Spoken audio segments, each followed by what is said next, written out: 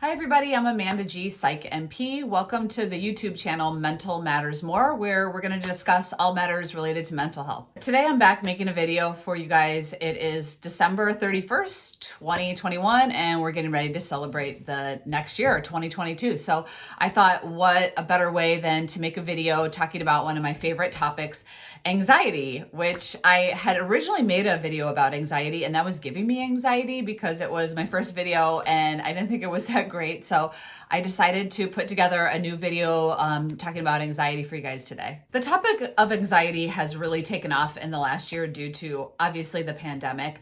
And I even saw a statistic that anxiety diagnoses are up 250% in the last year. So that's huge. And it's something that impacts really everybody in all ages, women, men, also socioeconomic statuses suffer from anxiety. And there's a few different reasons why. So today I wanted to kind of take it apart, discuss what anxiety is, how we can treat it, how we can learn to live with it, and actually be productive using anxiety. Anxiety is something that I dealt with when I was younger, in my 20s. And I remember specifically getting that feeling inside of my chest where all of a sudden I had this feeling that was triggered by something, an event, and I couldn't breathe. And my thinking got very cloudy and foggy. And whatever I was going to say completely left my brain, and I was just left with like this fog, and then I get red. My blood pressure goes up, and I start to blush, and so that's how I remember my panic or my anxiety attacks.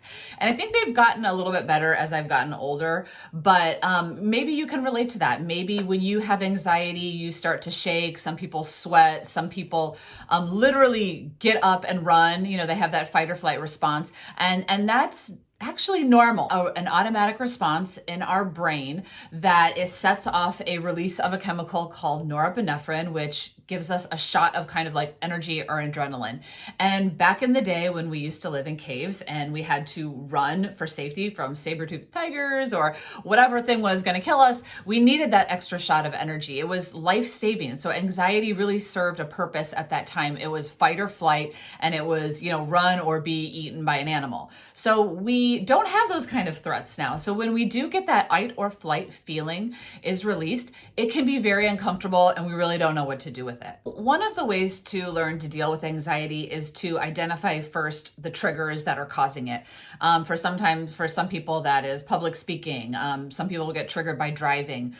Some people get triggered by the thought of the pandemic. Anxiety diagnosis are up through the roof. It's because we've all been dealing with the pandemic and different triggers. So identifying what your triggers are, and then coming up with a plan on how to deal with that anxiety when it does come up, different coping skills. And if you've watched my other videos, I go into this in more detail, talking about different coping skills, strategies, triggers, ways to deal with anxiety. But specifically knowing what your triggers are, identify how to treat your anxiety when that comes up. I have some patients that tell me they literally wake up in a panic attack. And I can relate to that. That's happened to me before. It's not a pleasant feeling. And so when we're trying to pick apart anxiety and where it comes from and how we're going to deal with it in a productive manner, we have to identify the triggers. We have to identify the feeling that we get, and then we have to identify the behavior. And usually if we're in therapy or we're seeking treatment for anxiety, it's because the behavior is maladaptive and is actually harmful and not helping the situation. It sometimes can even induce more anxiety.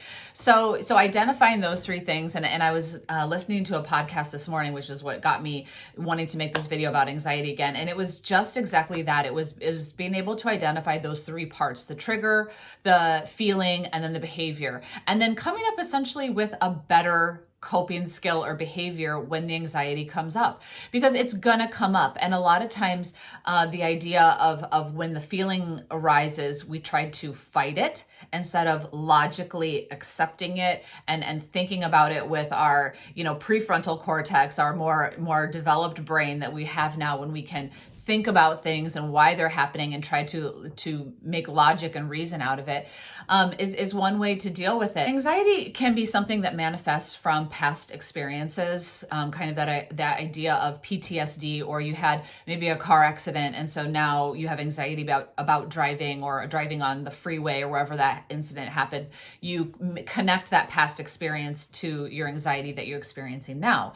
Other times we have individuals that are just prone to be more anxious, and a lot of times this will be evident even when they're children. And those individuals maybe have a genetic predisposition where their parents were anxious individuals, and so they may just have more of a release of that norepinephrine in their brain, sending them into that fight or flight more frequently. So what do we do with both situations? Really wanted to touch on the point that, I am a psychiatric nurse practitioner. I do prescribe medications, and there are some medications that are going to help individuals that have overall anxiety or in certain situations when they have extreme panic. However, we have also learned that therapy, talk therapy, exposure therapy, developing coping skills can actually work faster and be more effective than even medication. So when we put the two together and we maybe try therapy first, and if we don't get full results or remission, we can add the medication component, or the opposite. But when we put the two together and we can really find a treatment plan that's customized, is when we're going to find the best results. When talking about different mental health disorders, including that of generalized anxiety disorder, I like to remind people that anxiety is not bad. It's actually good, and it's actually a productive, life-saving feeling that we get and that has evolved over time. And so we can use it appropriately, and we can use it to our benefit at sometimes. It's not always about suppressing these feelings that we have. It's about embracing them and looking at how we can use them productively in our life. A lot of times individuals that are have a very high anxiety are also very high functioning. Anxiety helps us get our homework done. It helps us get to our job on time. It helps us to fulfill that obligation that we said we were going to. So anxiety can be a good thing when we just know how to use it appropriately. Now, if your anxiety is so unmanageable that it's preventing you from doing things that you would like to do, hanging out with friends, going to work, joining that activity and being social, then it becomes a real problem. And that's when I would suggest that you seek out professional help from a mental health provider. But when it gets out of control, it would be beneficial to seek help. And the good news is there are things that we know that are treatments, that are evidence-based treatments that we know work to help reduce anxiety so that you can go about doing the things that you want to do and lead that healthy, productive life. Well, again, I'm Amanda G, Psych NP. This is my YouTube channel, Mental Matters More, and I hadn't made a video in a while because it was a holiday and I was celebrating and taking some time off, but I was really anxious to get back and make another video for you guys. Like I've said before in my other videos, this channel is for you. I want to talk about topics that you want to hear about. So if you have a comment or an idea for a show, put it in the link below. Subscribe to my channel. I'm going to be making more videos